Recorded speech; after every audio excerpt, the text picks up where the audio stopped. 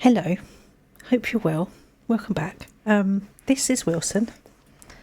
He's a little bit of a fidget bum, so I won't be holding him for long. As you can see, he wants to get down, so I'll put him down. If you hear any noises that you shouldn't, that is why. I have him up here and I have Chester in here too, so no doubt there'll be noises and no doubt they'll be doing things they shouldn't be when I'm trying to record. So anyway, today's video is about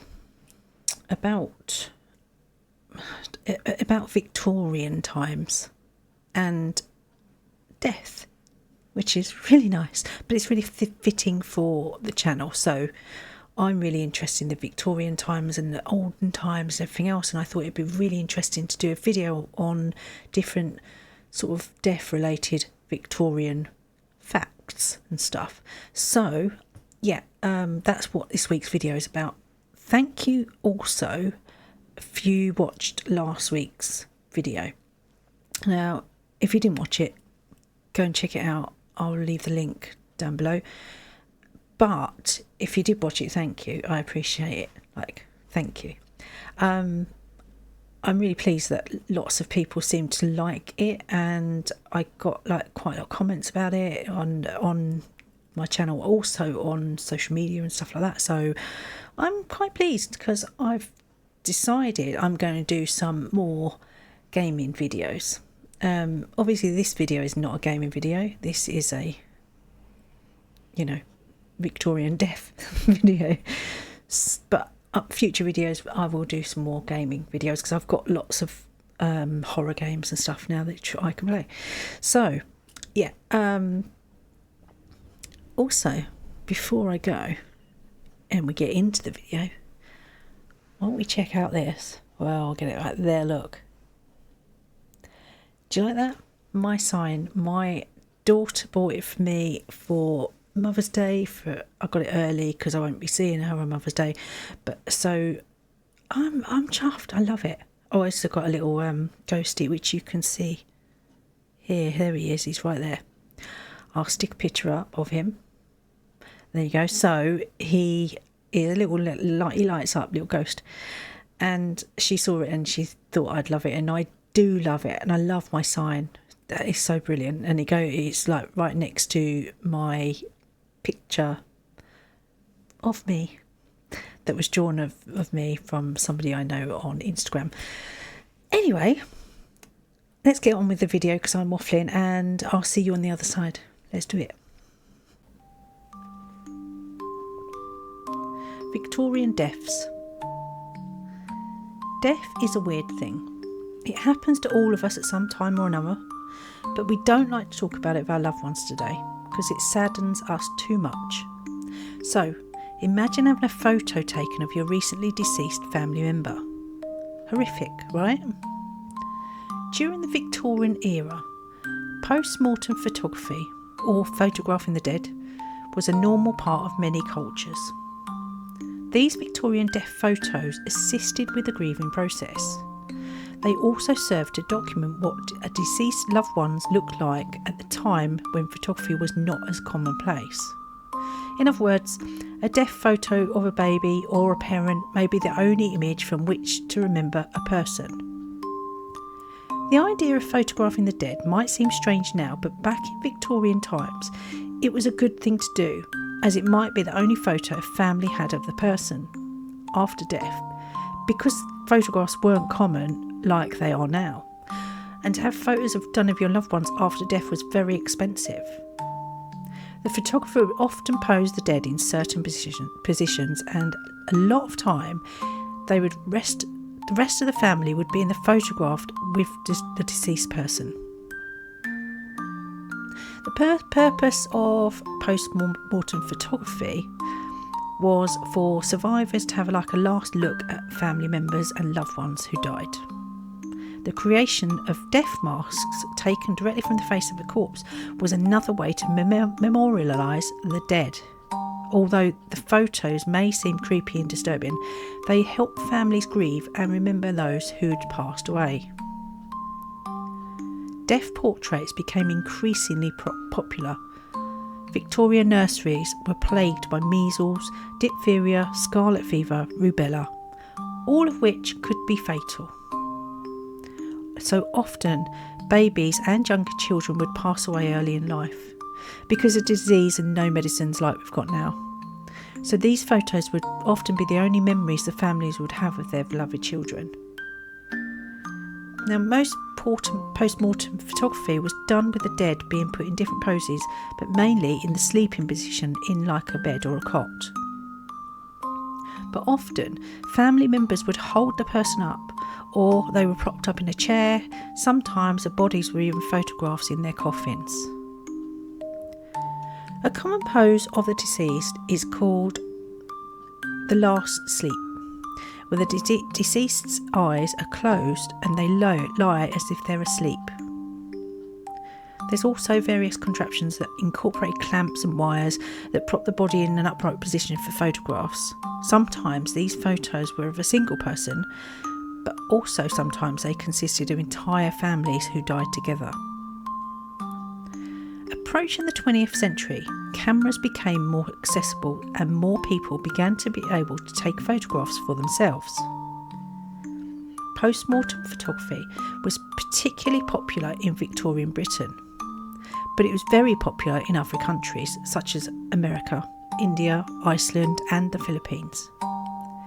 From 1860 to 1910, the post-mortem for portraits in Britain were very much like American portraits in style, focusing on the deceased either displayed asleep or with the family.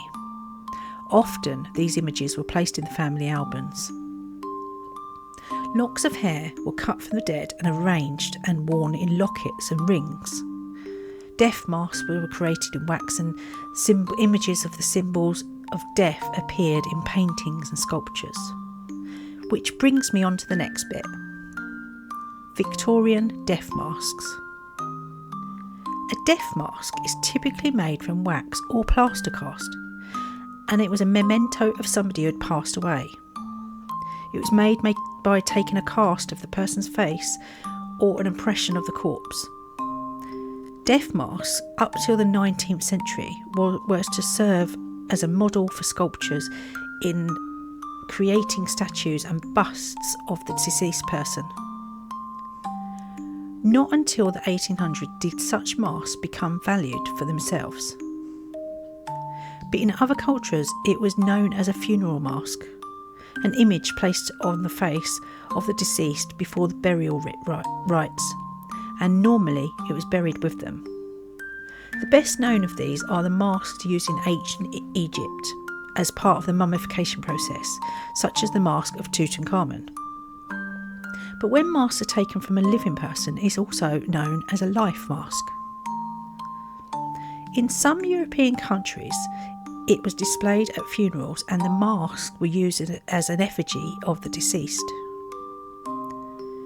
During the 18th and 19th centuries, masks were also used to permanently record the features of unknown corpses for purposes of identification. This function was later replaced by post-mortem photography, as I discussed earlier. Before the widespread availability of photography, death masks were used by forensics for the facial features of an unidentified body. They were sometimes preserved by creating death masks so that relatives of the deceased could recognise them if they were seeking a missing person. Around the late 1880s, a young girl was found in the Seine River in Paris, so a mask was created to identify her. She was around 16 years old and a cast of her face was made by a morgue worker who explained that her beauty was breathtaking and showed few signs of distress at the time of passing. So bewitching that I knew her beauty as such must be preserved. The cast was also compared to Mona Lisa and other famous paintings and sculptures. Death masks were increasingly used by scientists in the late 18th century onwards. The life mask was also increasingly common at this time, taken from living people. Death in the Victorian time was a different thing to death now. Now we can have all kinds of types of funeral, and you just don't even have to have one at all if you choose not to. But in the Victorian times, funerals were a thing that was needed, and it was a bit of a show, depending on your class. Queen Victoria became a trendsetter for the weeping widow, all in black after Prince Albert died, which she continued to wear until she died. Funerals and mourning became bigger. Larger scale funerals and monuments for wealthy people became the norm. It was a good opportunity to show off their wealth. Mourning cards were mementos. They were given to family, friends, and they were to remember the person who had died. They were highly detailed with themes such as cherubs and flowers. Larger mourning cards may have a photograph of the person who died, and in keeping with the theme of the mourning stationery, mourning cards had a black edge, and they became really popular throughout society in the 1860s. I guess it's not too dissimilar to the order of service that we have in churches now. Some interesting facts about death in the Victorian times though. Did you know that bells were fitted to coffins? Why, may you ask? Well, they fitted bells to coffins to stop people from getting buried alive. As if it was a big fear at the time by lots of people, so safety coffins were made, with such things as bells, feeding tubes, transparent screens and flags were added to combat the fear. The idea was that the person inside the coffin could signal to the outside world if they were alive, or the graveyard attendant or priest could monitor their grave for signs of life. However, there are no documented cases of safety coffins successfully helping an accidentally buried person escape. Another strange thing that people had fitted to their graves was something called a mort safe. These were lockable cages made by heavy metal plates, heavy wire mesh or iron grating. It was secured around the burial site by padlocks and remained in place for approximately 6 weeks. What were these though?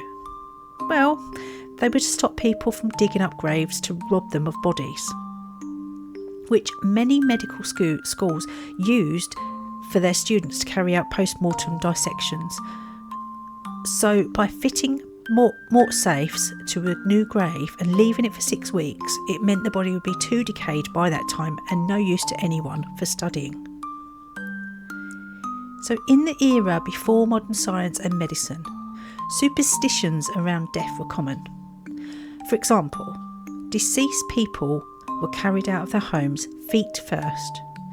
This was to ensure that the dead spirit would not beckon others to come with them. Windows were shut and curtains were drawn. This is so the soul would not depart before the funeral. Also, in addition, pictures and mirrors were also covered to ensure that the soul of the deceased did not get trapped inside the house. These and many other traditions dominated Victorians around death. So, whatever you think of death today, at least we have many more modern ways that we can deal with it, and it doesn't need to be as morbid as the Victorians made it.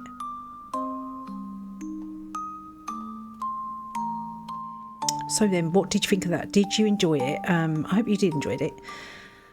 What do you make of all this Victorian, the way they dealt with death and the way they dealt with Victorian photography? Some of the photographs though, do you know what I mean? It was like, wow. Because obviously today we wouldn't do that. We wouldn't take photos of our beloved ones after they passed away. But then it's not a thing now, but it was a thing then. And I do get why it was a thing then, because obviously they didn't have cameras and you know, photography was expensive stuff back then. So the only sort of time they would get these photographs done would be when somebody passed away, and then they'd have sometimes a group photo, like family photo and stuff like that with the deceased, purely because that it was like a memento, like a memory. And I suppose they didn't have that then, you know, like we do now. They didn't have the luxury, I suppose, of having photos, cameras, everything that like we have now. They obviously didn't have that then. So yeah, so it's bizarre.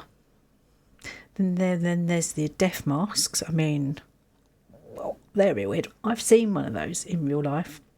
When me and my husband went to Nebworth House, another video that I've got, when we was looking around, they had a cabinet with all old things in it, and inside the cabinet there was a death mask, an actual death mask, and it was actually quite fascinating to see it in the flesh, because it's not something that you ever imagine you're going to come across at any point in your life nowadays.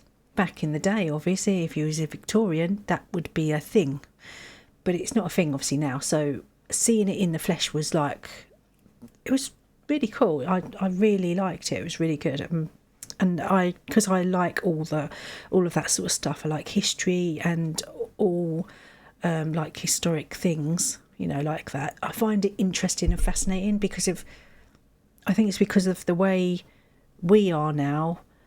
We have so many luxuries compared to what Victorians obviously had. They didn't have anything really. I mean, they looked smarter and better in a lot of ways, but they didn't have a lot of luxuries that like we have now in the modern day. So yeah, so I just found, I find that sort of thing fascinating and great, and I really hope that you enjoyed it as well and found out a few facts that you perhaps didn't know. Like, I didn't know about the around the graves. If you go to a graveyard and you're like looking at the headstones and whatnot and the graves, sometimes you'll come across one with like a fence around it. Do you know what I mean? Like a really old one that's got a fence sort of around, like a metal fence. That apparently is a very similar to the thing that I spoke about. But apparently back in the Victorian times, they were very frightened of the dead come back to life again. So they used to put these fences around to try and prevent them. I don't know how, because they're not very tall most of the time. They're only like this big, aren't they? But they tried to prevent them from coming out, I suppose, of their graves. That, and also they had some which were cages on the top for the same reason as I said about in the video. So yeah, I find it so fascinating, all the different things, and I just could sit and look at it for hours on end, because I'm a bit of a history geek like that, because I like history and I like stuff like that. I just find it interesting to listen to old things that happened in the olden days. So yeah, anyway, I'm going to stop waffling on, because I've been waffling now for about, I don't know how long, a few minutes. And nobody wants to hear that. So I'm going to go, but I will be back next week. And next time, I'm not sure, I might have a video for you, a game for you, sorry. I might have something else. I don't know yet.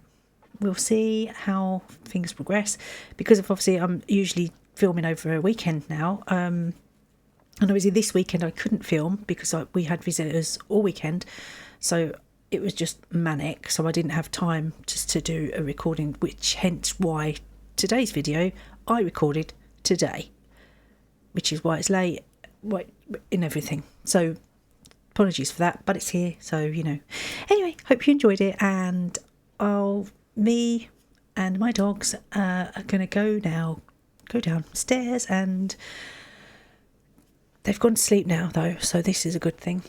So I might even like crack on and do some other stuff before the little one wakes up. But anyway, yeah, waffling again. Speak to you soon, take care, and keep smiling. Bye bye.